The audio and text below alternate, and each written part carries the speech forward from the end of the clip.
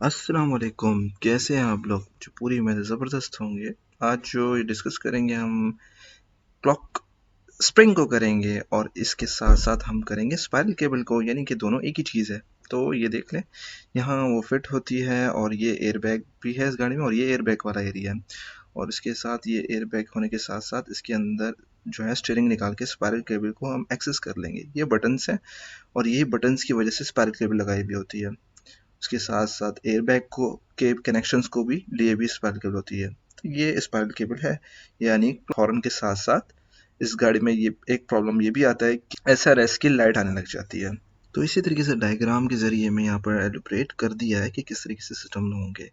यहाँ पर फॉल्ट्स भी डिस्कस कर दिए हैं और उसके साथ साथ ये चीज़ें पता स्पाइरल केबल फॉल्टी है इंटरनली। तो ये तरीका है इसको चेक करने का। दूसरा तरीका मेक श्योर करनी है, क्योंकि एसआरएस में काम करते वक्त हमेशा जो है टर्मिनल निकालना होता है। तो ये पैड है, सबसे पहले हम इसको रिमूव करेंगे। तो यहाँ पर इसका एक कवर है जो कि हम सबसे पहले इसको रिमूव करेंगे और इस कवर के बाद इसकी दूसरी साइड वाला जो कवर है उसको भी रिमूव करेंगे ताकि हम टॉरेक्स तक एक्सेस कर सके। इस टॉरेक्स को खोलने के बाद ही हम स्टीयरिंग का ये एसआरएस पैड निकाल सकेंगे।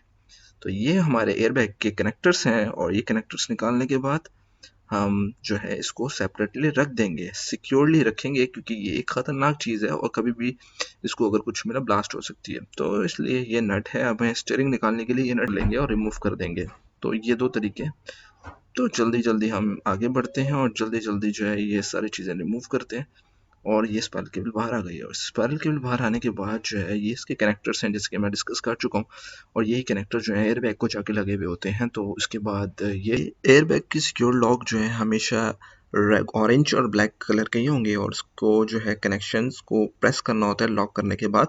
और कभी कभी ऐसा भी होता है, अगर ये प्रॉपर ना लगे हुए हों तो लाइट आने लग जाती है, यानी कि एसआरएस की लाइट ऑन हो जाती है। ये हमारा सेंसर है, स्टीयरिंग सेंसर, और ये सेंसर जो है हमें स्टीयरिंग की रोटेशंस बता रहा होता है, यानी कि इसके एसीएम्स को कि किस तरफ रोटेशंस हैं और क्या जो है ना कंडीशन है। यॉरेट सेंसर को भी इसकी इन्फॉर्मेशन जा रही होती है। तो ये ओवरऑल इसका जो है वो स्ट्रक्चर है और ये इसके कनेक्शंस हैं, और स्पेशली जो ऊपर वाले जो दिए हुए हैं वो जो है एयरबैग के कनेक्शंस का आउटपुट है। तो इसी तरीके से इसकी कंस्ट्रक्शन इसी तरीके से दी जाती है नॉर्मली, और डिफरेंट मॉडल्स में भी डिफरेंट तरीके की जो स्पाइरल केबल्स होती हैं वो भी इसी तरीके से मिलती जुलती ही होती हैं, ज़्यादा डिफरेंस नहीं होता उनमें।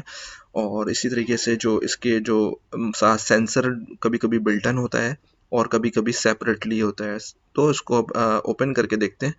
तो जब ओपन किया तो इसके अंदर जो है एक वायरिंग्स की स्ट्रिप्स मिली, और ये 2 से 3 स्ट्रिप्स थी और आपस में ये जो है ना रोलिंग हुई हुई होती है। क्योंकि स्टीयरिंग्स ने रोटेट होना होता है, जैसे कि मैं पहले बता चुका हूँ, 2.5 रोटेशन लेफ्ट और 2.5 राइट। तो इस वजह से इसके अंदर इस तरह की स्पाइरल्स दी होती हैं ताकि कनेक्टिविटी बरकरार रहे, हर किस्म की कनेक्टिविटी बरकरार रहे, और जो स्टीयरिंग्स को बटन्स जा रहे हैं और उसके सारा डेटा जो है ना सिक्योरली इस यूज़ तक पहुंच जाए। तो यही वो इसकी कंस्ट्रक्शन है। और इसी तरीके से ये अंदर जो है ना रोटेट होती है, और इसमें हल्की सी ग्रीस भी लगी होती है ताकि इसकी जो है ना नॉइज़ ना हो।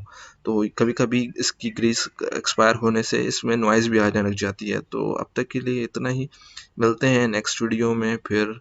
तब तक के लिए अस्सलाम वालेकुम।